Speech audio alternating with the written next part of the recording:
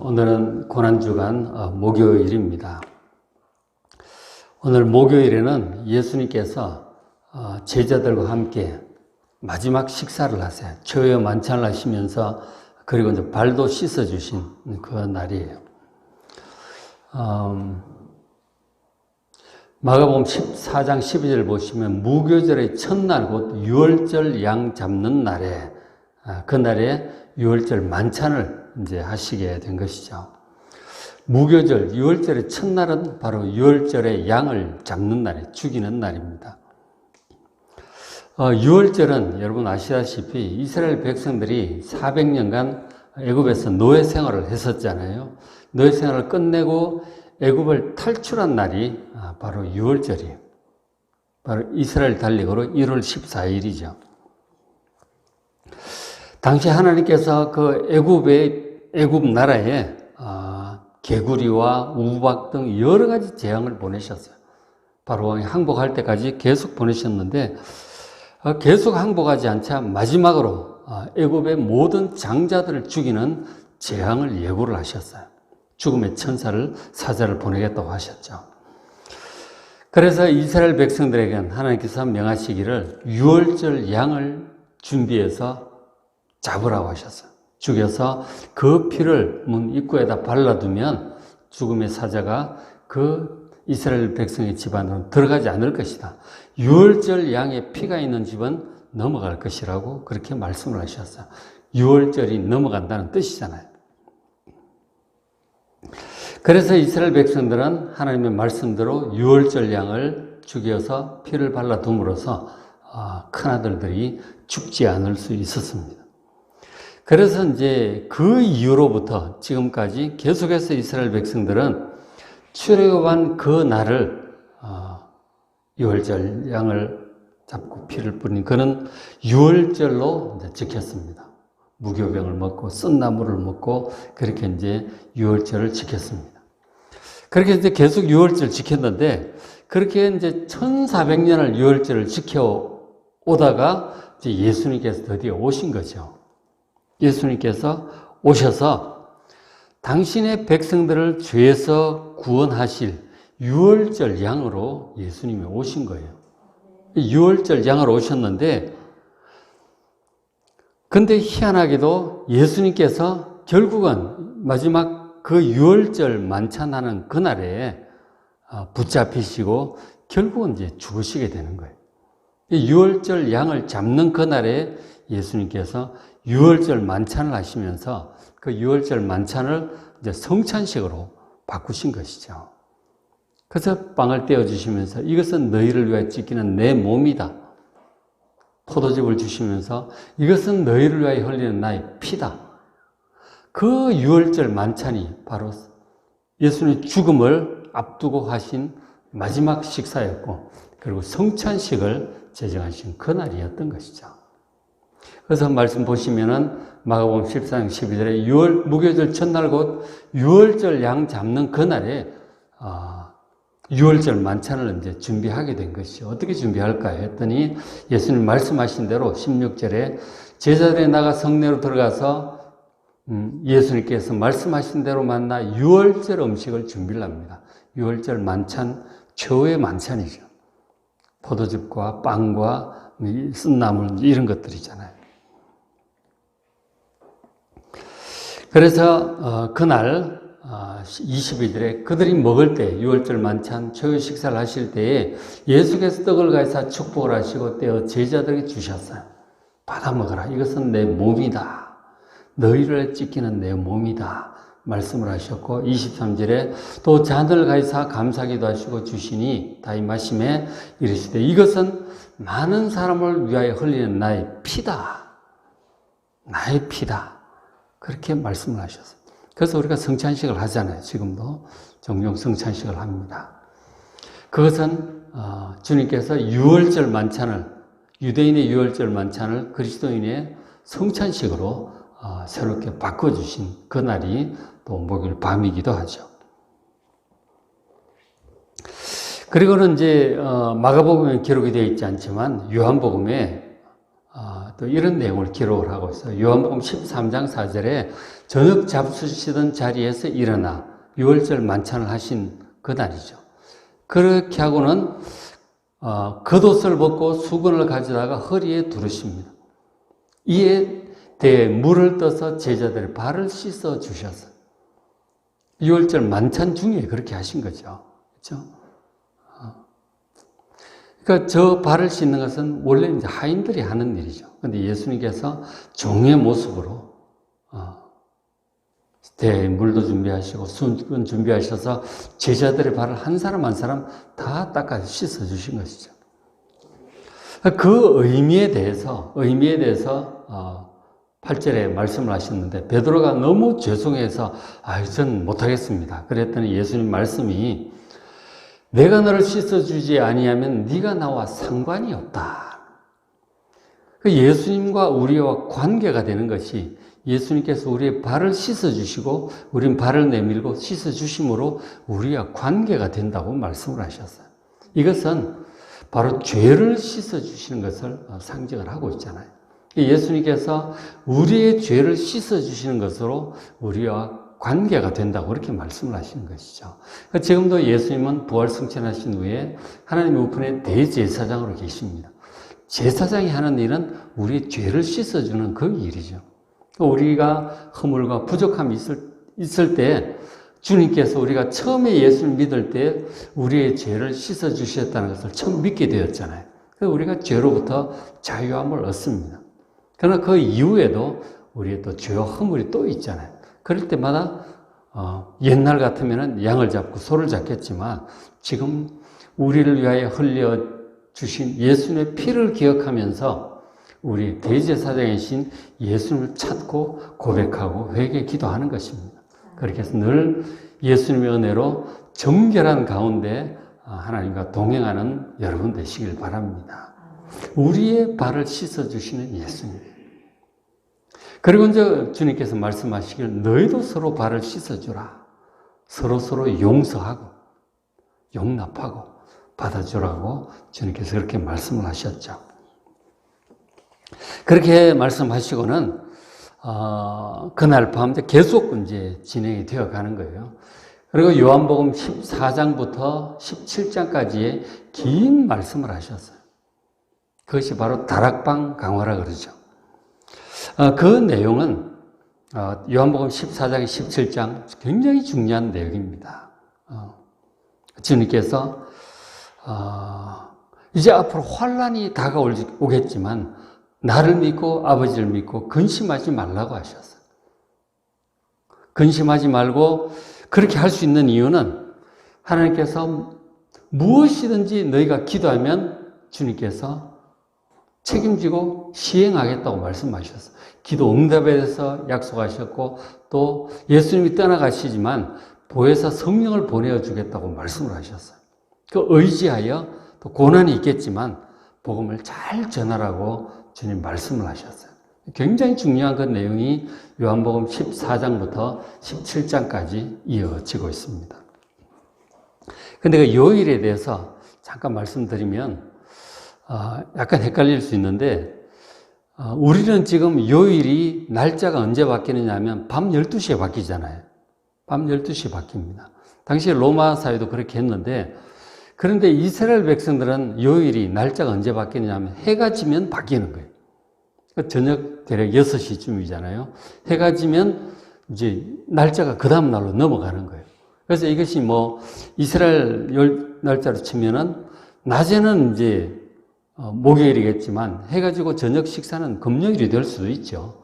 그러나 우리 기준으로 볼 때 그것도 이제 목요일에 속하는 것으로 그렇게 보면 되겠습니다. 어쨌든 그렇게 목요일 밤에 우리 기준으로 볼 때 목요일 밤에 이 최후의 만찬을 하신 것이죠. 이스라엘로 보면 금요일이라고 할 수도 있겠죠. 그러나 우리 기준으로 목요일 밤에 계속 식사와 이런 밤 늦게까지 이런 얘기가 진행이 됩니다. 그러고는 얘기를 다 마치시고 이제 기도하러 겟세마네 동산으로 가셨어요. 마가복음 14장 32절에 밤 늦게 거의 12시 다 돼 가겠죠. 그죠? 자, 그들이 겟세마네라 하는 곳에 그 동산으로 갑니다. 정원이에요. 겟세마네 그 동산. 그곳에 가서 예수님께서 기도를 하시는 것이죠. 십자가가 이제 시시각각 다가오는 걸 아시고 마음이 이제 굉장히 무거워지신 거죠. 기도하러 가셔서 예수께서 제자들에게 이르시되 내가 기도할 동안에 너희는 여기 앉아 있어라. 예수님께서 간절히 이제 기도하러 들어가신 것이죠. 기도를 하는데 막 얼마나 힘이 드는지 누가복음 보면 얼굴에 땀방울이 핏방울처럼 되었다고 그렇게 기록을 해요. 정말 사투를 벌이신 것이죠. 처절하게 기도를 하셨어요. 기도를 하는데 예수님께서 기도를 하러 가실 때 너무 마음이 힘드셨거든요. 그래서 제자들에게 기도 부탁을 다 하셨어요. 기도해달라. 그리고 들어가서 기도를 하셨는데 내가 기도할 동안에 너희는 여기 앉아서 이제 깨어서 좀 기도를 하라고 하신 거죠. 33절에 심히 놀라시며 슬퍼하셨어요. 너무너무 슬퍼하고 힘들어 하셨어요. 34절에 내 마음이 심히 고민하여 죽게 되었으니 죽을 지경이다. 너희는 여기 머물러 깨어 있어라. 깨어서 함께 기도해 달라고 하신 것이죠. 얼마나 힘들었는지를 아시겠죠. 너무너무 힘든 마음으로 기도를 가셨어요. 십자가로 하는 것이 그렇게 힘들고 무거운 것입니다. 우리 모든 사람의 죄를 다 짊어지고 모든 형벌을 지금 다 받으러 가시는 거라고요. 얼마나 무거우시겠어요. 정말 이 기도 없이는 이 십자가는 질 수 없는 거예요. 정말 기도 없이는 질 수 없는 거 십자가. 간절히 기도하러 가서 기도를 하시는데 14장 36절에 이르시되 아빠 아버지여 아버지께는 모든 것이 가능하오니 이 잔을 내게서 옮기시옵소서. 이 십자가가 인간적으로 너무 무거운 거예요. 물론 십자가에 못 박히는 육체적인 고통도 있고 사람들이 조롱도 당하고 옷도 벗겨지고 막 수치도 당하고 막 그러잖아요. 너무너무 무겁고 힘든 것입니다. 그리고 이제 하나님께로부터 버림당하는 그런 순간도 있잖아요. 할 수만 있다면 좀 앉았으면 좋겠는 거예요. 너무 솔직하신 거죠. 인간적으로는 예수님도 우리가 똑같은 인간이셨기 때문에 이런 약한 모습도 가지고 계셨던 것이죠. 저렇게 기도를 하셨지만 그리고 계속 기도를 하시면서 기도가 바뀌잖아요. 우리가 다윗의 기도도 보면 죽을 것 같아서 기도를 시작했는데 기도가 서서히 바뀌어요. 하나님의 은혜로 다시 평안과 기쁨을 되찾는 것을 보게 되는데 예수님께서 너무너무 힘이 드셔서 할 수만 있다면 이 십자가를 안 졌으면 좋겠다고 하는 솔직한 고백을 합니다. 그러나 기도를 하다가 기도가 바뀌죠.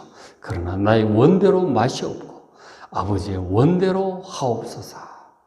내가 육신적으로 인간적으로는 솔직히 그런 마음은 가지고 있지만 그러나 그렇게 해서는 아버지께서 명하신 사명을 감당할 수도 없고 하나님의 백성들이 어떻게 구원을 받겠습니까? 어떻게 죄를 용서받겠어요? 예수님께 십자가를 지기로 그렇게 마음이 바뀌시는 거죠. 기도하면서 나의 원대로 맛이 없고 아버지의 원대로 하옵소서. 아버지의 원대로 되기를 원하나이다. 그렇게 기도를 합니다. 속에서 성령의 은혜로 성령께서 도우시는 것이죠. 기도가 십자가를 받아들이는 것으로 그렇게 기도가 변화되어 갑니다.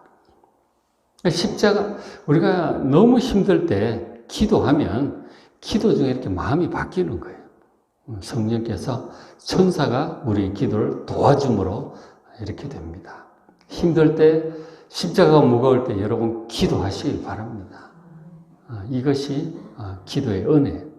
그렇게 이제 기도를 3번을 이제 그렇게 하셨죠.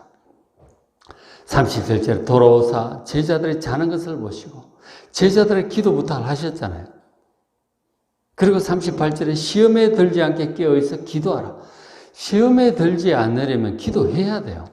기도하지 않으면 우리가 못 이깁니다. 예수님도 기도를 함으로 이기셨잖아요. 정말 힘든 일들이 많이 있어요. 삶에서 힘든 일들이 있고 그리고 박해도 있을 수 있어요. 여러 가지 환난과 고난이 있을 수 있습니다. 그런 시험의 때에 넘어지지 않으려면 깨어서 기도해야 돼요. 제자들은 자꾸 잠이 드는 거죠. 예수님께서 안타까우십니다. 마음에는 원해로도 육신이 약하구나. 우리가 참 약한데 예수님도 똑같아요. 우리가 약하셨어요. 그래 기도함으로 이기셨잖아요.